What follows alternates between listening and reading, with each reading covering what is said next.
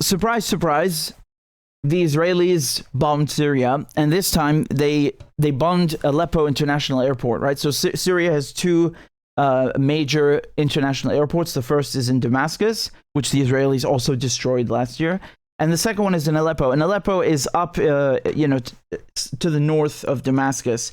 And this is why is this so important? Number one, this is a civilian airport. So they attacked a civilian airport. They completely destroyed it. And this is the airport where all of the aid is coming in for the earthquake victims. Do you understand? There are people recovering from the earthquake. Tens of thousands of people died. And the only airport that is nearby, the Israelis come and destroy it. They didn't just bomb it. They completely took it out of action. Unusable. So now all the flights that are bringing in aid to the earthquake victims, they have to be rerouted because they cannot land. They physically, literally cannot use the runway.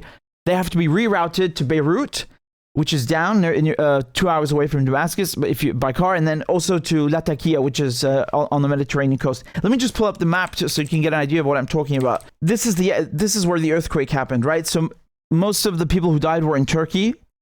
God rest their souls. But down here you have Damascus, and up here is Aleppo.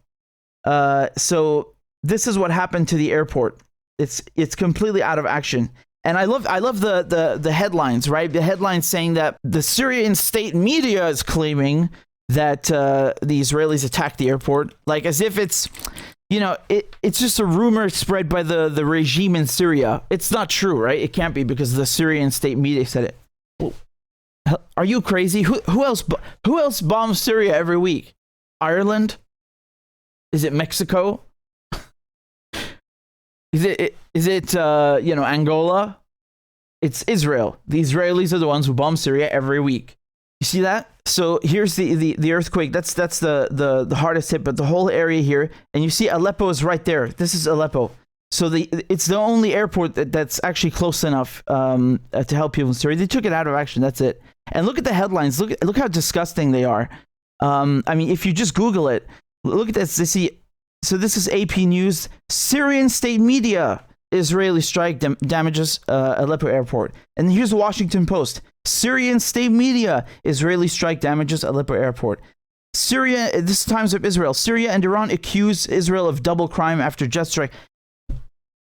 Dude, it's not, Syria accused you.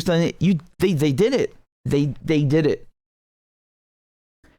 I'm sorry, unless some other entity started bombing Syria's airports, with common sense, that it's the Israelis. You can tell from the ordnance, and you can tell also from the precision. I'm not saying this because they like to hype themselves up. They'll try to brainwash you in the media and video games and be like, oh, the Mossad, they're the best. Oh my God, the Israeli cyber warfare. Oh, they're the best. They have the best units. That's just propaganda. They want you to think that they're the best. And that's not to say that they're not effective, but my point is that when we go and look at the Damascus airport, the runway, and how they damaged it, they purposely hit the runway in equal increments, so 3 equal increments, and you can see that right here. Okay, so this is last year. You see that here, 1, 2, 3, completely taking it out. Very, very precise and very, very, vindictive and cunning. And it's the same thing with Aleppo. Very precise hits to make sure you cannot use it, to make sure that people who need aid cannot have it. And then, the Israelis don't come out and officially say anything, so they'll have the media lapdogs do it for them. First, there's the deniability, as you saw in the headlines. It's a Syrian regime state media dictator who's saying this. It's not true, obviously. You're not going to believe them. And then, they'll have people in media say, well, of course Israel has to bomb Syria because they are using the airports to bring in weapons. Okay, number one, where is the evidence of this? Is there a shred of evidence? Present this evidence. Number two, if it is true, who gave you the right to bomb it? Could you imagine the Russians bombing Kiev International Airport because NATO are shipping in weapons? Would people accept that? Their heads would explode. And after an earthquake, I mean, look at the cruelty of it. The cruelty. They have no shame. And then, you know, they bombed Latakia port also. And, you know, I kind of, you know, I had to laugh and cry at the same time because you could see these Nescafe 3-in-1s. You know what 3-in-1 is? It's like a tiny packet. You rip it open. It's powder with coffee, milk, and sugar. I don't know about you, man, but I love Nescafe 3-in-1. Any Syrian loves Nescafe 3-in-1. Obviously, it's not like Arabic coffee, but you know, it's a staple. It's a staple brand in Syria. You have it everywhere, and they're saying there are weapons in there. So the weapons that the Israelis are bombing are packets of coffee. I mean, this is preposterous, you know. And again, the other point that I would make is that let us say that there really are weapons coming in. Again, so what? Syria is a country. Syria has the right to get help from Iran, to get help from whoever, because the Israelis are occupying them, right? So we hear this argument all the time with the Ukrainians. We have to give the Ukrainians jets. We have to give the Ukrainians helmets. We have to give the Ukrainians intelligence. Why? Because the Russians are occupying their country. You know, they understand international law perfectly when it comes to Ukraine, right? They swallowed the goddamn Geneva Convention and the Hague Convention and the UN Charter. And then when it comes to Syria, they're like, who cares? Who cares? Who cares about the earthquake victims?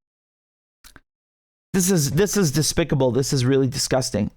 And once again, I point your attention to the headlines and the framing, right?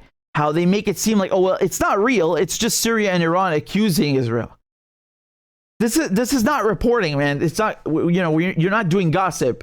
If you were talking about something that the Russians did in Ukraine, you wouldn't say Ukraine accuses Russia of XYZ. You'd say Russia did this. You know, you report the issue. You're not relaying statements. I mean, it's just, I don't even know what to say anymore, man. I don't even know what to say anymore. Really just, I'm just going to show you here again on the map. Let's zoom in here, yeah? Again, here's Damascus. And we're talking about Aleppo up here, Halab, right? So the earthquake happened around this area. Instead of the flights being able to land here in Aleppo, now they have to go to Latakia, over here on the Mediterranean coast, or down here to Beirut. And then they have to bring everything by land. I mean, what... Do you think people have time for this, that they can accept this kind of delay? I don't think they do. And I think this is criminal, disgusting behavior, really criminal. Talk about kicking someone while they're down. This is the definition of kicking someone while they're down. They never stop. And Aleppo especially, I feel very bad for them because they suffered so much in the war. You know, one of the worst hit areas. And then they're rebuilding, and the sanctions come and screw them as well. And then the earthquake comes, and the Israelis come and screw them again. I mean, it's just over and over and over. This you know, soul crushing stuff. It's really, really horrible.